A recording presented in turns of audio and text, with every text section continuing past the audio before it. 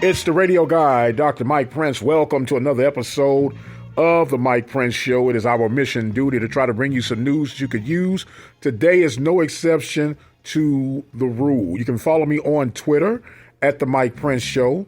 The YouTube channel is the Open Mic Broadcast Network. Our website is obnradio.com. In any event you have one of those smart devices, all you have to do is say, hey, play the latest episode of the Mike Prince Show, and just like that, you'll have everything that you need. We are getting ready as we head deeper into basketball season, and we had taken a poll on whether or not you guys would be interested in XFL or USFL coverage or watching the games, and it was a resounding not interested. So we'll check and kick the tires on that and see if we are even leaning in that direction at all.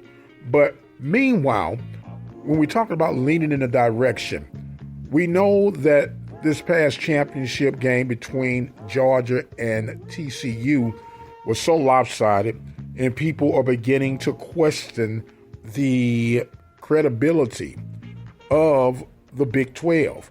And it led me to thinking, could the SWAC be the FCS version of the Big 12 in the eyes of the beholder? And the reason I say that, SWAC games are very entertaining, very highly competitive, all the way to the end. We beat up on each other all the time, but the moment we step outside of the conference, we have very little success. Occasionally, we do get the non-conference big win, but more than likely, we struggle when we step outside our realm. And I'm wondering why that is. I know there's been a big fuss about FAMU going to the FCS playoffs, getting the invite, but the times that FAMU were invited, it wasn't a strong showing. We know that our Achilles heels, for the most part, had been the Southland, in particular when the Southland was loaded. But now that the Southland has somewhat diminished their strength and number-wise, have we passed them? Are we able to beat the McNeeses? Are we able to beat the Incarnate Words?